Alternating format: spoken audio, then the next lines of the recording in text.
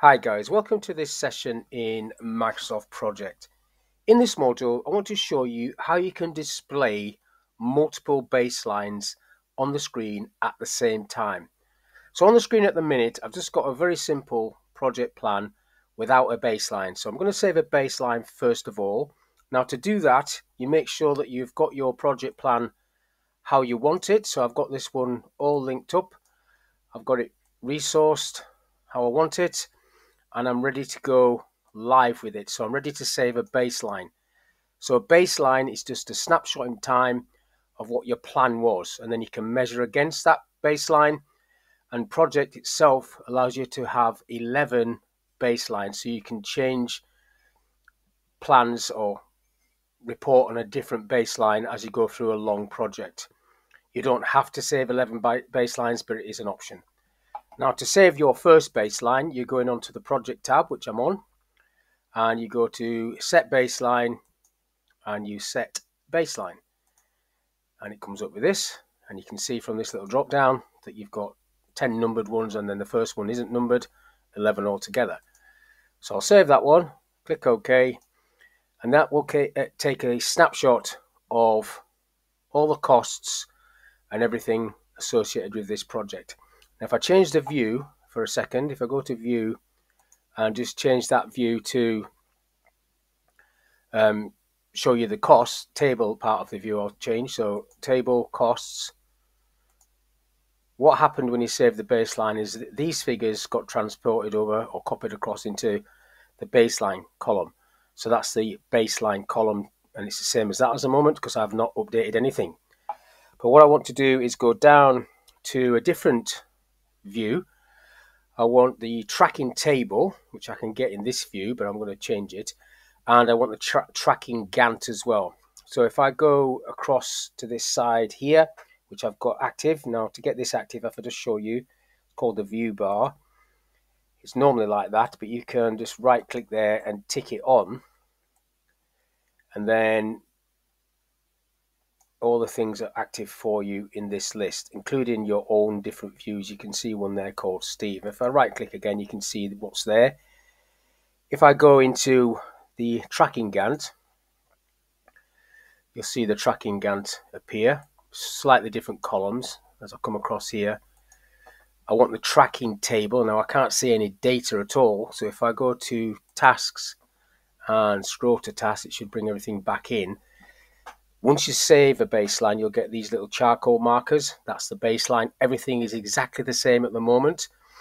The things are red, the actuals are red, because on the Gantt chart formatting, it's got critical ticked as red. No, it's not. Now it's back. So that's why it's like that. This is not the tracking table though. If I go to the view tab and go to tables and select tracking from here, I've got some different columns and I can edit these and update my tasks from this. Now what I tend to do is I tend to insert the baseline column so I can see what the baseline start dates were. It's totally up to you whether you do this. You've got actual start, actual finish, and actual duration columns. I don't want that column, so I'll just delete that one out. I will right click and insert a column there and put baseline column. Now you'd need to save this view as baseline 1 because you just want the baseline start here. Obviously, because there's 11 different columns, I'll do that there. Baseline finish, insert column.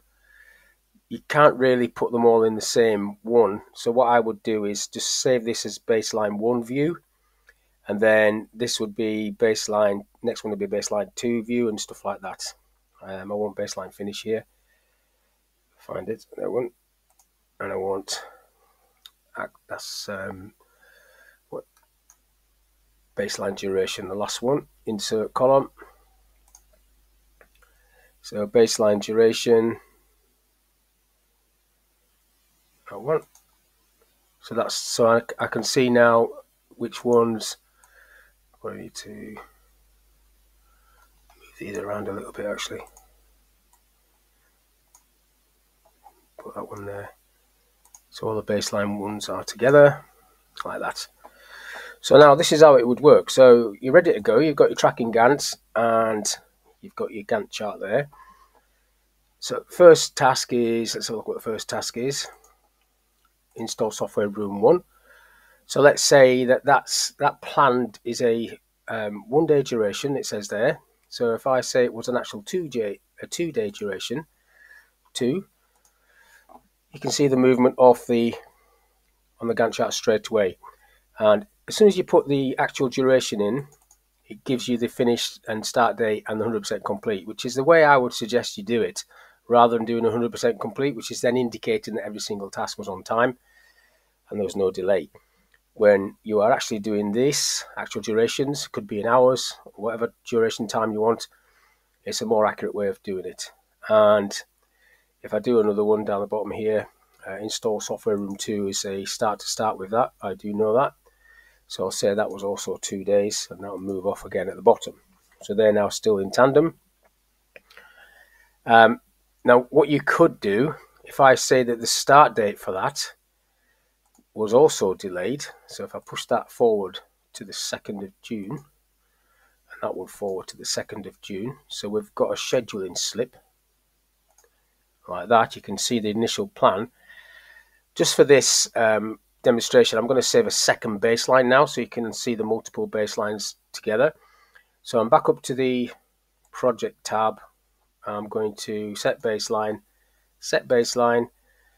Now, a lot of people, for some weird reason, overwrite the previous baseline. I don't recommend you do that because that is your initial plan. And when you review a project at the end of the project, you should be looking back at how good at your planning you were. And if you're just overwriting them all the time, you're never going to find that information out and you're never going to learn from your mistakes. Clicking OK to that. So I've now taken a second snapshot. So if I go for this next task, so we're updating again, test software room 1, that's also going to be 1 day. I'll say that was 3 days. Let's move that off again, and I'll do the same on that one. That was 3 days, and let's move that off. So now we've moved forward again. I'm going to say that the start date for those, it's due to start on Tuesday the 27th. It's down as the 4th because it's just following on, but I'm going to move it forward even more. So it was the 4th of June. So if I say it didn't start until the 9th, let's move it even further, and that'll start on the 9th. Okay, and I'll just do that and then save another baseline. So we'll have 3 baselines altogether. Set baseline again. Save the third baseline. It's another snapshot. And then one last update. So I'll go for 3 days and 3 days on that one. Pressed it in the wrong column. Put that back to 0. Actual duration 3 days. So that's moved it all the way across like so. So all you can see now is your original baseline markers there, how far that's come off. But you have got this feature on the Gantt chart format tab to display different baselines. So I can go to that second baseline there, and you can see the movement on that one. Then I can go to that third baseline, and you can see the movement off that one. And if I put that back to the first baseline, I could do this then, slippage from the last baseline, if there is any, or from the first baseline. You can see the slippage there. Second one, not as far. But what about looking at all the baselines on the same screen? Because that's what this video is about. I want to see all the baselines on the same screen. There is a view called Multiple Baseline Gantt, where it will show you a line for every baseline that you've saved, and that could be up to 11, so it's quite tight. But let's have a look at that one. Get back to the View tab, where it says Other Views in there, More Views, and then you're looking for Multiple Baseline Gantt. That one. Apply that view, and then just bring this over again. Can't see anything. Click on that, go to the task tab, scroll to tasks, and it brings things into view, or starts bringing things into view. So you can see the baselines as they were created. So the red one would be the first one. Is the red one the first one? So there should be 3 altogether. There's only 2 there I can see.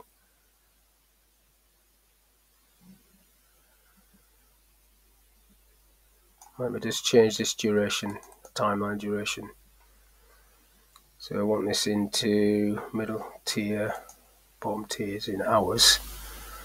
Right, well this needs to be in days.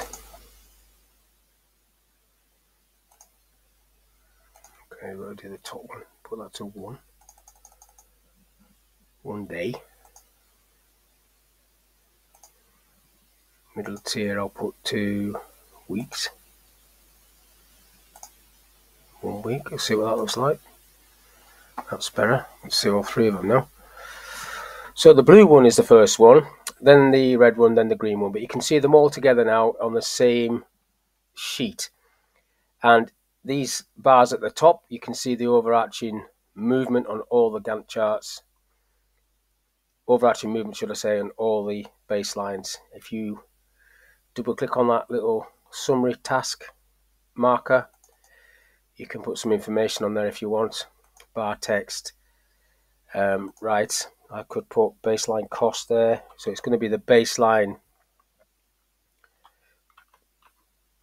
just straightforward baseline cost. That's the field you want, that one. Okay, which is saying it's that. And if I do the same on the red one is baseline 1. So bar text on the right. So this is going to be baseline 1 cost. That one. See what the difference is. So that's the difference. And then you can do the same for the third one, and as many as you want, or you don't need to put that on at all. I don't suggest you put it on for every single task, otherwise the whole thing will be too cluttered. But that's how you can save multiple baselines and then have a view that just shows you those baselines side by side. You could save this view as a special view for you and have it available in the other views in here. So you can just click onto it. It'll actually appear down this bar on the left there if you created it, and you just better click on it to see it very quickly as you're going through your project. So that's all I want to talk about in this little video: how you can save multiple baselines and how you can view them on one screen. So hopefully this information is of use. Thank you for your time. I'll catch you on the next one.